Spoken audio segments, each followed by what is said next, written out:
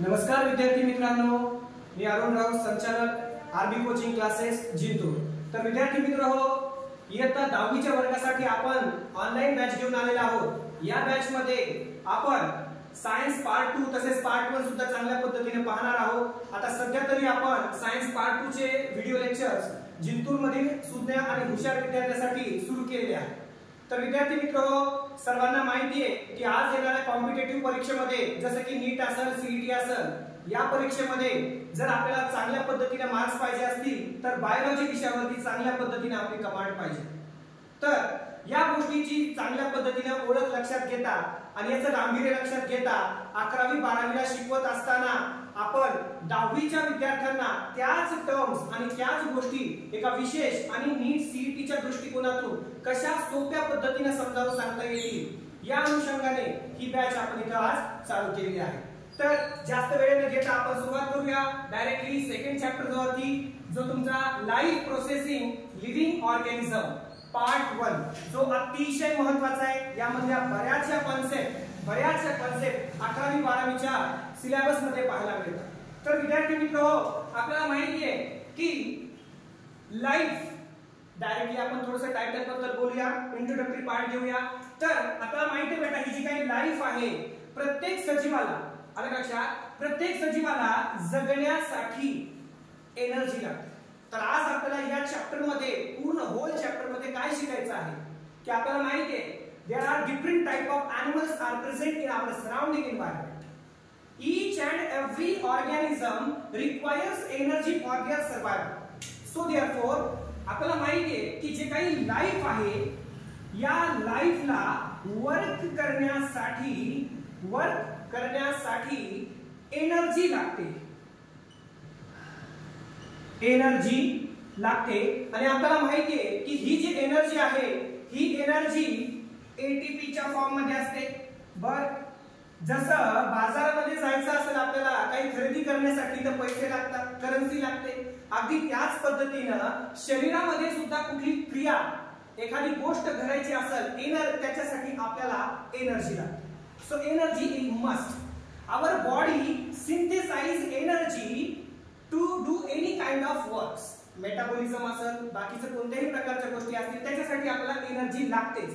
बरं, एनर्जी लागते, परंतु ही एनर्जी आपली बॉडी तयार करते कशी बरं, हा प्रश्न आपल्या डोक्यामध्ये येतो की how our body produce the energy and what kind of substrate are necessary for production of energy. विद्यार्थी मित्रो, ही कॉन्सेप्ट अतिशय सुंदर आणि सोप्या पद्धतीने आपल्याला चांगल्या या व्हिडिओ मध्ये पाहायची आहे। आपल्याला माहिती आहे बेटा, लाईफ आहे, लाईफला वर्क करण्यासाठी आपल्याला माहिती आहे एनर्जी लागते। एनर्जी कोणत्या फॉर्म मध्ये असते? एटीपीच्या फॉर्म मध्ये असते। बर, एटीपीच्या फॉर्म मध्ये असते। आता आपल्याला माहिती आहे की जे आपल्या सभोवताली whatever the multicellular organisms are present, yes, multicellular, खूप मोठे अवाढव्य महाकाय प्राणी आपल्या समोर असतील। त्या प्रत्येक प्राणी जे आहे तो एका बिल्डिंग ब्लॉक्स पासून बनलेला आहे, स्ट्रक्चरल अँड फंक्शनल युनिट पासून बनलेला आहे। This is nothing but cell, त्याला आपण बेटा सेल म्हणतो। काय म्हणतो? Cell. What is cell? Cell is nothing but structural and functional unit of life, structural and functional unit of life. Okay, तर आपल्याला माहिती आहे बेटा structural and functional unit of life that is nothing but cell. आता सेलच्या मध्ये आपल्याला माहिती आहे वेगवेगळे सेल ऑर्गॅनेल्स प्रेझेंट आहे। हा, जसं की न्यूक्लियस आहे, त्याचबरोबर रायबोसोम आहे, एंडोप्लाझमिक रेटिक्युलम आहे, त्याच्यानंतर गोल्गी कॉम्प्लेक्स आहे, माइटोकॉन्ड्रिया आहे, हे सगळे cell organelles, this all are the cell organelles. But in this chapter, या चॅप्टर मध्ये आपण जास्तीत जास्त प्रमाणात शिकणार आहोत एका स्पेशल टाइपच्या सेल ऑर्गॅनेल बद्दल, ज्याला म्हणतात माइटोकॉन्ड्रिया। सी, तुम्ही म्हणाल की हाच सेल ऑर्गॅनेल आपल्याला कशामुळे शिकायचा आहे चांगल्या पद्धतीने का? कारण तुम्ही बऱ्याचदा ऐकलं असेल एक वाक्य की mitochondria is nothing but powerhouse of cell, powerhouse of cell. Why powerhouse of cell? आपल्याला माहिती आहे की ज्या जागेवर एनर्जी बनवली जाते त्याला आपण पॉवर हाऊस म्हणतो। मग इथं त्याचा काय संबंध आहे? इथं काय संबंध आहे त्याचा? बघा, सेल मध्ये मी सांगितलं सेलला कार्य करण्यासाठी, कमान वर्क करण्यासाठी काय लागतं? एनर्जी कशाच्या फॉर्म मध्ये? एटीपीच्या फॉर्म मध्ये. बर, मग एटीपी बनवल्या कुठे जातात? त्या बनवल्या जातात माइटोकॉन्ड्रिया. कशामध्ये? माइटोकॉन्ड्रिया मध्ये. See, the mitochondria is the most dynamic cell organelle which is responsible for the production of ATPs. See, it is very interesting when we see the structure of mitochondria. See, it's showing the structure is like this. Okay?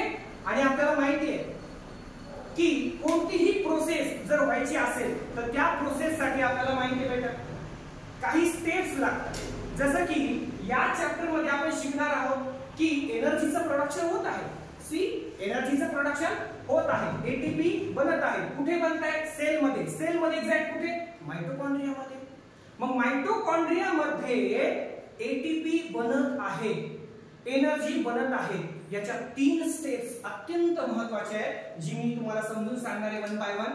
त्याची पहिली steps glycolysis, त्याची दुसरी steps Krebs cycle, त्याची तिसरी step electron transport system. या 3 steps ह्या तुमच्या sale organelles मध्ये, सेल मध्ये चांगल्या पद्धतीने होतात. तर विद्यार्थी मित्र हो, मी मगाशीच तुम्हाला एक गोष्ट सांगितली की हाच चॅप्टर तुम्हाला 11वी 12वी साठी अत्यंत महत्त्वाचा आहे आणि मेजर वेटेज साठी. त्यामुळे आपल्याला हा 10वीचा सिलेबस, हा चॅप्टर 11वी 12वीच्या नीट सीईटीच्या चष्म्यातून पाहायचा आहे. तर लक्षात घ्या, आपल्याला माहिती आहे glycolysis, Kreb cycle, electron transport system, electron transport chain. So listen carefully, what exactly happen. आपल्याला माहिती आहे बेटा, आता आपण पाहिलं की लाईफ आहे, लाईफ मध्ये आपल्याला वर्क करायला काय लागते? एनर्जी जी काही आहे. लिसन, एनर्जी कशाच्या फॉर्म मध्ये? एटीपीच्या. कुठे बनवली जाते? माइटोकॉन्ड्रिया कुठे? सेल मध्ये, सेल ऑर्गेनेल. पण एखाद्या कोणत्याही मल्टी सेल्युलर ऑर्गॅनिझम मध्ये, मल्टी सेल्युलर समजा ह्यूमनच घेऊया आपण, आपल्याला माहिती आहे बेटा आपल्याला जर कुठल्या प्रकारचं कार्य करायचं असेल तर साहजिकच आहे एनर्जी लागते. आणि एनर्जी मिळवण्यासाठी आपण काय करतो? सिंपल आहे, आपण जेवण करतो. आता जेवणामधून आपल्याला काय काय मिळतं? होय, जेवणामधून आम्हाला मिळतं कार्बोहायड्रेट. बर, जेवणामधून मिळतं आम्हाला काय? प्रोटीन. बर, जेवणामधून मिळतं आम्हाला काय? फॅट्स. बर, हे 3 प्रकारचे मेन सबस्ट्रेट हे आपल्याला पाहायला मिळतात. खूप इंटरेस्टिंग आहे. तुमच्या सिलेबस मध्ये पहिल्याच पॅराग्राफ मध्ये लिहिले की जर एखाद्या माणसाने 1 ग्राम कार्बोहायड्रेट घेतला तर 4 किलो कॅलरीज एनर्जी त्याच्यापासून मिळते. कम ऑन, खूप महत्त्वाचं आहे. एमसीक्यू मध्ये येऊ शकतं, फिल इन द ब्लँक मध्ये येऊ शकतं. सो आपल्याला माहिती आहे की कोणत्याही सजीवाला कार्य करण्यासाठी आपण काय म्हणतो? काय लागते? एनर्जी लागते. ओके, काय लागते? एनर्जी लागते. So listen carefully, what exactly happen. आता सर्व गोष्टी आजूबाजूला आहेत, आपल्याला ते असेंबल करायचं. Okay, so listen, it is very interesting. आता आपण पाहूया, सजीवाला कार्य करण्यासाठी एनर्जी लागते, एटीपी लागते.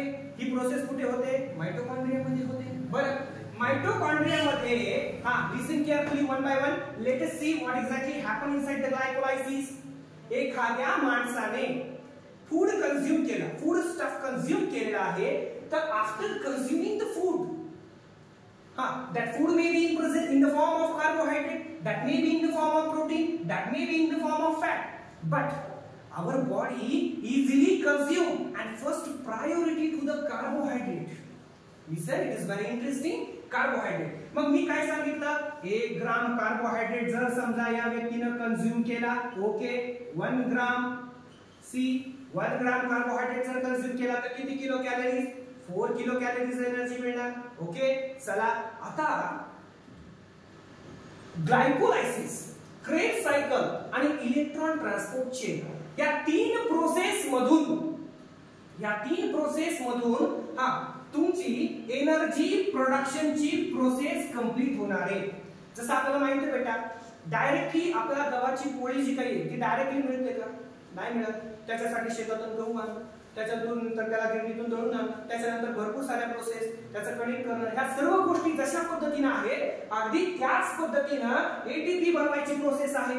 तर तुम्ही फूड कंझ्युम केलं कार्बोहायड्रेटच्या फॉर्म मध्ये, आता तुम्हाला काय मिळणार? एनर्जी मिळणार. किंवा काय मिळणार? एनर्जी मिळणार. ही प्रोसेस कुठे होते?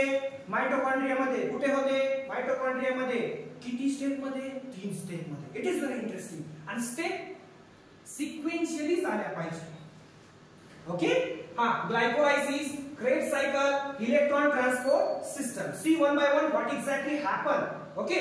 काही महत्त्वाच्या गोष्टी सांगतोय त्या एकदम सोप्या पद्धतीने तुम्हाला लक्षात ठेवायच्या आहेत. Okay. So listen what exactly happen in the glycolysis. See, glycolysis is a special type of pathway which occur in the cytoplasm of the cell. Cytoplasm of the cell. ही सेल आहे, सेलच्या सायटोप्लाझम मध्ये होतो. बरं, cytoplasm मध्ये. Okay. याला सायटोप्लाझमिक pathway म्हणतात. Glycolysis हा 3 शास्त्रज्ञांनी मिळून शोधलेला पाथवे बेटा, म्हणून त्याला ईएमपी पाथवे म्हणतात. हो. पण शास्त्रज्ञाचं नाव काय आहे सर? नाव पण सांगतो. लिसन. इम्बिडी, नियरहॉफ and Parnas. See, glycolysis is also known as EMP pathway. Again, पुन्हा एक नाव सांगतो, याला सायटोप्लाझमिक पाथवे सुद्धा म्हणायचं. ओके. EMP पाथवे, सायटोप्लाझमिक पाथवे आणि त्याला ग्लायकोलायसिस, हे 3 नावं आहेत. So listen, what happen exactly in the glycolysis. बेटा आपण शिकत आहोत सध्या कार्बोहायड्रेट पासून एनर्जी कशी मिळते. कार्बोहायड्रेट पासून. आता ग्लायकोलायसिस, नीट लक्ष द्या, आपल्या शरीरामध्ये 2 प्रकारच्या रिएक्शन्स होत असतात. एक ऑक्सिजनच्या प्रेझेन्स मध्ये, ऑक्सिजनच्या अब्सेन्स मध्ये. ऑक्सिजनच्या प्रेझेन्स मध्ये जी रिएक्शन होत असते बेटा त्याला आपण एरोबिक रिएक्शन म्हणतो. कोणती रिएक्शन म्हणतो? Aerobic. Okay. The metabolism which takes place in presence of oxygen, it is called as aerobic. It is called as aerobic. And the reaction which takes place in absence of oxygen, it is called as anaerobic. Anaerobic. So listen carefully.